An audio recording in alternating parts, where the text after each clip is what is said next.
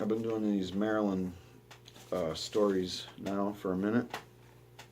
The medical marijuana rollout in Maryland, famous for being the slowest one ever. Apparently, that's not an accident. So let's get right into this story from Aaron Cox from the Baltimore Sun, called "With Little Money or Oversight, Untrained Volunteers Set Up Maryland's Medical Marijuana Industry." Tongue twister. So, let's just get this straight.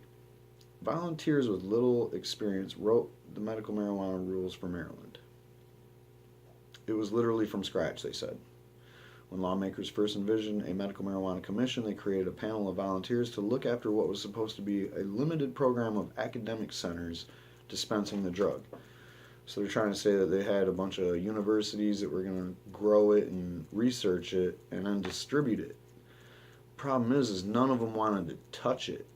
And they were like, why would we want to touch this? This is a Schedule 1 narcotic. You're telling us we're going to call it medicine and just start selling weed like we're drug dealers? They were not down. 3 years later, those same untrained volunteers have become closely watched regulators who have presided over a rocky launch of Maryland's multi-million-dollar medical marijuana industry. So let me get this straight. These academics were just chilling out, and someone was like, here, make the rules for the medical marijuana game. And they're like, all right. And then they didn't do shit. And then all of a sudden, someone came along and was like, okay, now you guys have to do it. You're the board. You're the shit. Get to work. What's the holdup? And they're like, we don't know what the fuck we're doing, man. So not even half of the preliminary licenses have been awarded. These are the licenses to these university people. And the process is already mired in loss. Oh, okay, these are the new coveted licenses for the facilities that will grow and process marijuana for medicinal purposes. All right, so not even half of them licenses that were coveted and highly sought after and high priced were awarded yet. The process is already mired in a lawsuit and ethics probe, and the lack of diversity among licenses have drawn the ire of black lawmakers, including one who pushed to create the program. Get right back to that. So the cannabis lawsuit they're referring to is a former Ravens player, Eugene Monroe, who is an investor in a company suing Maryland's Medical Cannabis Commission over being excluded from a list of approved marijuana growers. At a Baltimore press conference, Monroe and other participants in GTI Maryland argued the commission's actions were unfair. Many problems cited by critics of the commission stem from how the General Assembly set it up, greatly enhancing the volunteers' responsibility while giving them few resources and no oversight. You'll hear about that. Quote, this should have been done completely different, said Dello something, Cheryl Glenn, a Baltimore Democrat. There was never any thought given to the idea that this commission would end up with the huge responsibility of issuing these licenses. That being said, they were in charge of everything all along from the get-go, and they didn't really do anything when it first started because they were afraid. They were afraid because nobody was making money at the time. There wasn't like provable anecdotal evidence that the government wasn't busting this stuff up. And it's whatever it is. But, all right, then here's a former commissioner that was actually on the board, this medical marijuana board. Quote, we were like, holy shit, we have to write regulations? Said former Commissioner Deborah Mirren, whom Governor Larry Hogan replaced on the panel last week. Quote, we had no help. We had 1/10 of an assistant attorney general's time. The 6 of us sat around a table with a blank piece of paper, and we started writing regulations. It was literally from scratch. And this is kind of scary because, at least in Michigan, I think that their little board has to have somebody that is in the medical marijuana industry that knows what's going on. And if they don't get the right person there, it's going to be sad here too. So in Michigan, if you're from Michigan and you're watching this video, be aware that this is the kind of slow rollout bullshit that we're looking at too. You might see some people that are more proactive and that get the rollout going in their area. our law is written a little different, a lot different actually. But our law is written so that, you know, you might get into this rollout and be like, you know, part of a community that really wants to get involved in this and see the money coming in, and they're gonna find the right people. Are you listening, communities? You're gonna find the right people, get the right regulations written down for your area, and figure out the right costs for these applications and assessments so that it puts the right people in the business and not a bunch of rich people trying to get richer that don't know shit about any of this. Alright, so anyway, in the past decade, marijuana has created two brand new, highly regulated and lucrative industries: casino gambling and medical marijuana. With one, they poured resources into getting it right and gave clear direction to paid regulators on how to do it. With the other, volunteers patched together a system almost entirely on their own. When lawmakers legalized casinos in 2007, they added 4 paid members to the existing 5-member Maryland Lottery Commission. That means 9 people total. They gave the panel $2.3 million a year to get industry started and hire experts, and spelled out in law how much casino licenses would cost, where they would go, and how to award them. That's all nice. They did a lot. They pushed. They knew there would be, you know, people involved because there was lobbyists involved. This wasn't something that they decided. You know, they decided to do the medical marijuana thing because they knew that if they didn't do it, the people would push something through first. When lawmakers created the medical marijuana program, they gave an existing volunteer panel a rough framework of rules, $125,000 a year, and 1 full-time staff member to figure out how to launch and regulate a brand new industry that violates federal law.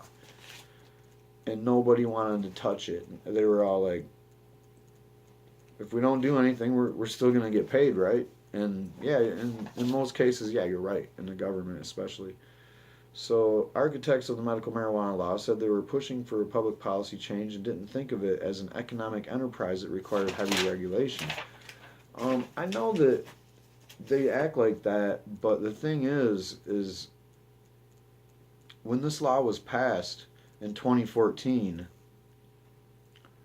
they were in 2014 they revamped their program to allow people to put in for applications to grow, process, and distribute, but refused to put taxpayer dollars into getting the new program started. I might say that again later, but what I wanted to say there is, like, they've been hammering away at this medical marijuana thing since 2012, and they still haven't figured out that it's an industry. Although they see the black market just thriving all around the state, all around the country. They have medical marijuana basically decriminalized for people that get caught with marijuana, so the black market is just pummeling the state with black market marijuana, so on and so forth. At the time, they didn't recognize it as an industry that was viable because of the federal Schedule 1 thing going on.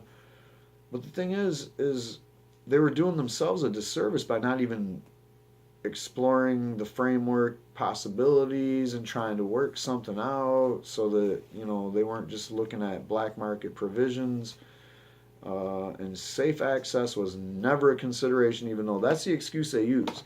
They're like, oh, we were just trying to get marijuana to the patients so that people suffering from diseases, you know, things that marijuana can treat, could actually access the medicine.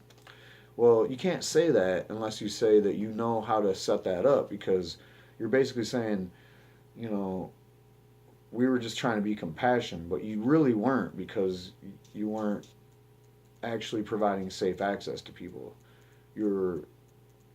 Safe access means you have to set up and regulate an industry around this thing that, you know, I mean, let's just face it.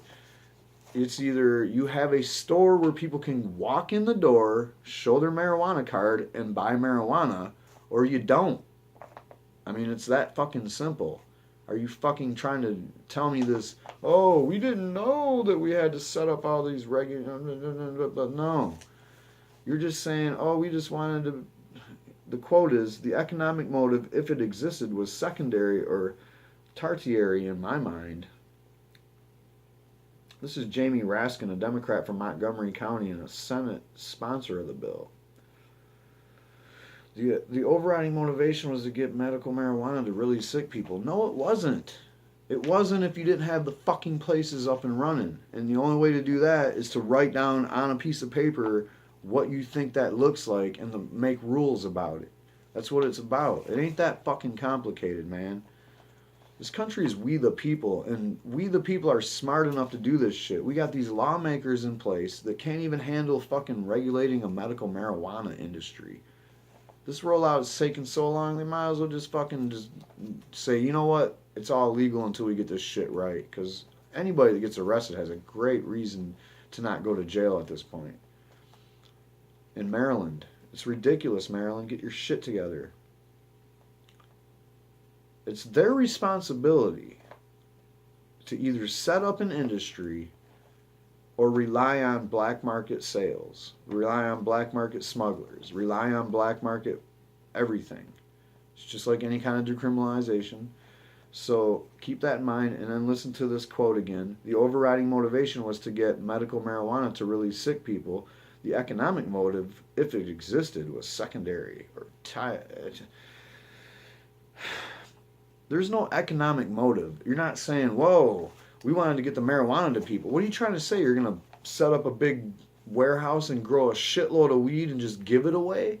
Because that would be awesome. But that ain't fucking what you're meaning. You're meaning, oh, we just figured we didn't want to give people tickets if they were using marijuana for medical purposes. That's what you're saying. And you're a fucking Democrat. I'm pretty sure this person, Jamie Raskin, is probably someone connected to Hillary Clinton and that crooked cabal of people that want to keep marijuana on schedule. And not only Schedule 1, but they would love to bump it down to Schedule 2 and fuck up all these medical marijuana states. Alright, guys. Just get your shit together, Maryland. Industry experts say Maryland's medical cannabis program has taken longer to get off the ground than any other of the 24 states, plus the District of Columbia, that have legalized the drug for medical uses. At the same time, what was once an emerging market run by advocates has now attracted venture capitalists and big dollar investors. And now they're scrambling around to get this shit right. Because they realize that there's seriously, they're missing a lot of fucking money. Microsoft announced in June that it was developing software to track marijuana plants from seed to sale. Jim Hadgedorn, a CEO of lawn and garden giant Scott's Miracle-Gro, oh God, told Forbes this summer that he wants to invest like $500 million in the pot business. Miracle-Gro, please don't ever grow your weed in that shit. Anyway, hey Miracle-Gro, if you want to get, you want me to stop saying that, send me $1 million and fuck off. Anyway. The legal cannabis research group New Frontier Data estimates Maryland medical marijuana industries will generate about $129.7 million in annual revenue by 2020. And you know how they figured that out? I'm just going to guess. They're looking at today's numbers in black market sales to customers, and they're just saying, okay, every year it's going to grow until 2020, and it's going to be this. Because guess what, man? They're just sitting by looking at all the money changing hands going, damn, I wish we had this shit legit so we could at least get some of it. Alright, just 3 years after it was supposed to get off the ground in 2020. It's 2017 is when it was supposed to be. Definitely you can walk into a store and buy it. As I reported before, it might be 2018 before that's actually a possibility. Forbes estimated the Baltimore Ravens take in roughly 3 times the amount of what they estimated was the annual revenue of the medical marijuana industry. So that's $378 million that the Ravens take in. Those, you know, beat up your old lady, kind of kill people team of football players. Yeah. By 2024, New Frontier estimates the legal pot industry will generate $20.6 billion annual nationwide, putting it roughly on par with the entire NFL. And I mean, if you look at that number and you say, well, damn, that's pretty crazy. What are they going to do? Get a whole bunch of new people addicted? No, they're going to get a whole bunch of new people legitimized in selling marijuana. Instead of having all this black market shit where you got cartels from Mexico that chop people's fucking heads off selling you fucking weed on the corner. Um, with casinos, policymakers had a clear sense of the financial stakes, something that wasn't extensively discussed during the medical marijuana debate.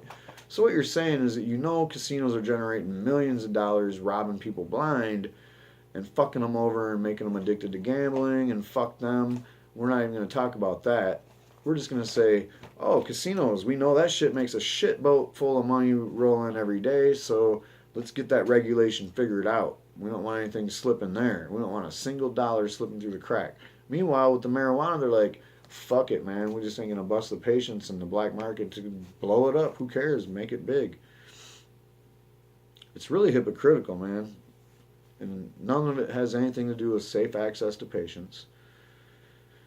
Treating marijuana like it's a fucking illegal drug that they're trying to like make money off of and let other people make money off of and still have cartels involved.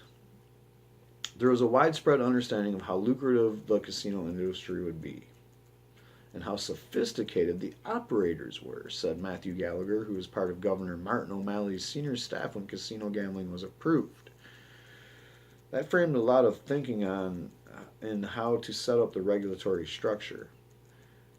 All you got to do with medical marijuana is look at other places that have had it forever and set it up kind of like them, or learn from them and set it up better, or don't set it up good and fuck it all up and hope for the whole thing to come crashing down, so you can say all kinds of bad stuff happened and it's not worth doing. That's what a lot of states are probably still trying, like Missouri and Georgia and Illinois. Illinois is kind of churning their shit around a little bit. Pennsylvania. Man, get your shit together, guys. I'm going to do a report. Every state is going to get my treatment. All right? Especially the ones that are about to legalize. I'm going to do them before the election. I hope. I promise. Every state that's about to do something on marijuana is about to get talked about. And it's all pretty shameful if you ask me, man. It's all a lot of compromise. It's unnecessary. All right? Ending prohibition probably should be the priority number one. Stop putting people in jail for fucking marijuana. Period. That's really what, the discussion has gotten far away from that when we start talking about making money off at this, paying taxes, fixing roads and bridges and schools and all this other shit. Nobody asks the alcohol industry if they're going to fucking fix some roads or bridges, and they drive their fucking bottles of booze and beer down your highways every day, fucking them up. And meanwhile, on those same highways and freeways, drunk drivers are fucking up accidents, killing people. So, it seems like it's a moot point, but I think we need to get our priorities together here and stop fucking with marijuana altogether. It's very, very easy to do. Just stop enforcing marijuana laws. You see somebody, you pull them over for something, and then you find weed on them. That's not the fucking cause of the problem. Don't worry about the weed.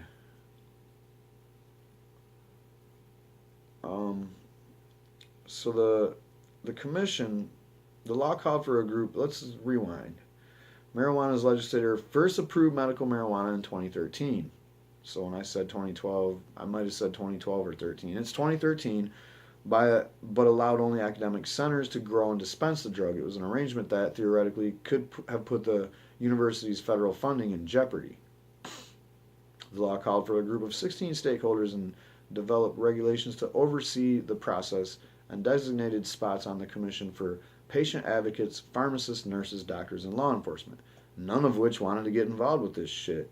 The commission's vice chairman, Harry Buddy Robshaw, said he didn't find out the Police Chiefs Association designated him as its representative on the panel until 2 weeks before the first meeting. Robshaw, the police chief of Chevrolet, population 6173, Chevrolet, I guess, said he had no experience writing regulations. Quote, I went to my first meeting and I told everyone that I didn't know what they were talking about, basically. Some classes or training or how to write regulations might have been helpful. Even just a primer on writing regulations would have been really helpful in getting this done. So this guy has no idea how to write regulations. He's a cop, My first thought would be call a lawyer and then call an expert on the marijuana industry. There you go. I mean, it's not that fucking hard. Before the panel had finished writing their first set of rules, lawmakers declared the medical marijuana program a failure because no academic centers volunteered to participate. Just one other state, Louisiana, runs medical marijuana program through a university. So did you hear that? Nobody even wanted to bother participating. I told you, no one wanted to get near this shit because it was a fucking Schedule 1 narcotic. You're going to ask the academics, hey, academics, do this totally illegal shit. And you're in Massachusetts, you're on like a couple hour drive from D.C., the feds are all around you. Just go ahead. In 2014, Maryland General Assembly revamped the program to allow companies to apply for licenses to grow, process, and distribute the drug, but refused to pay taxpayer dollars into getting the new program started. So again, they failed at attempting to do these regulations, even though they wrote laws to make sure that there was these regulations in place to expand the program. They never called that an expansion, by the way. All right, quote, clearly there have been problems on the commissions and there have been a number of unwanted or unanticipated issues that definitely needed to be resolved, said Raskin, a constitutional law professor who is now running for Congress. Quote, we were legislating against the background of a prior bill where the medical marijuana was supposed to be exclusively at private colleges and universities. The panel formed to write rules to oversee academic centers and now instead charged with a much bigger job dealing with entrepreneurs and their investors, setting fees, developing an application, and picking winners in what became an intensely competitive process. Quote, once the regulations were written, though, was when we began to realize that we were a regulatory agency, Rob Shaw said. Quote, we didn't hire any consultants at all. We used the resources that were available. We had to figure it out on our own as we went along. And your quote, we didn't hire any consultants at all. Why not? I guess they figured they could just figure it out on their own and just write it whatever they wanted. And, I mean, in this imaginary world where usually lobbyists write all your laws for you, they're probably just standing there like waiting for a lobbyist to walk through the door with the law. Here you go, here's your shit. This is all your regulations and rules. The commission estimated that they would get about 300 applications for a limited number of licenses. They got more than 1,000.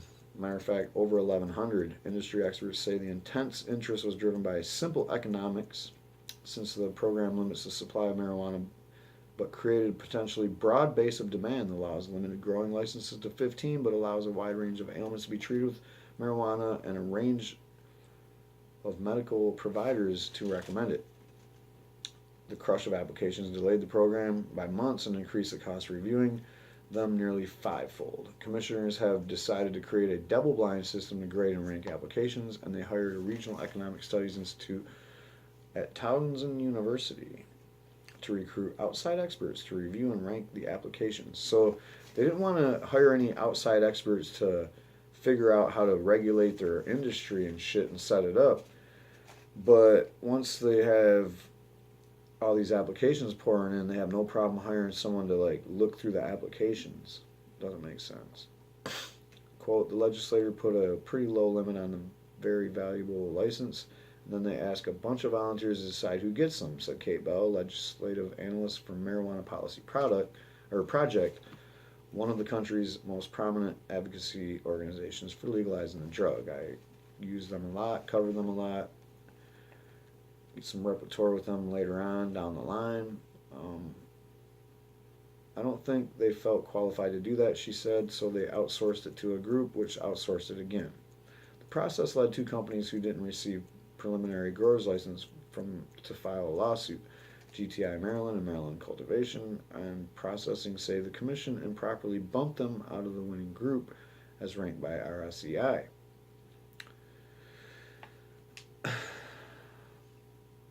All right, and then there was a Dan K. Morhaime, a Baltimore County Democrat, faces a possible ethics probe for not having disclosed that he agreed to be a clinical director for a company seeking dispensary license. Now, I read these rules off earlier in a previous video where they couldn't have any connection to the people writing the rules and all this stuff. Anyway, in most states, health departments oversee medical marijuana regulation.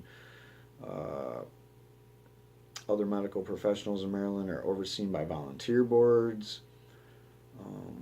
The legislator felt like it was the way to do it, said Scherfstein, former health secretary. The medical marijuana law required a commission to be self-funded. Next year, expected to take in more than $6 million to hire more than a dozen experts, but until the applications and fees started rolling in November 2015, the commission was working on a shoestring budget. As the applications were under review this spring, one of the commissioner's two paid staffers, Director Hannah Byron, resigned. She did not respond for a request to comment this week. Her successor took over this spring and this summer publicly complained about what he had inherited. These were layers of internal deficiencies and weaknesses, Executive Director Patrick Jameson told the commission at a public meeting in July. He said there was poor business planning, no long-term financial planning, and no enforcement, regulatory, or compliance structure in place. Even though the state budget last year allowed for up to 9 people to be employed by the commission, there was a very limited and inadequate staffing plan. And he wondered, where is this commission going to be and the program going to be in 5 years? Well, I'm sorry, Maryland. I'm sorry for the patients, and I'm sorry for the potential people that could be benefiting from a thriving medical marijuana industry. But it looks like, it looks like you're in for a long wait. It looks like you would be better off cheerleading for some kind of a national removal of marijuana off a schedule. So on 4/20/2017, on April 20th, call the DEA and tell them to take cannabis, take marijuana, just take it right off the Controlled Substances Act. Let the states regulate. Let the states do what they want with it. If they don't want to legalize it, that's up to them. But let the states decide. This should not be a federal issue anymore. And because it is, you're having all these states having so many complications getting their medical marijuana programs off the ground. So that's all I got to say about that. Good luck, Maryland.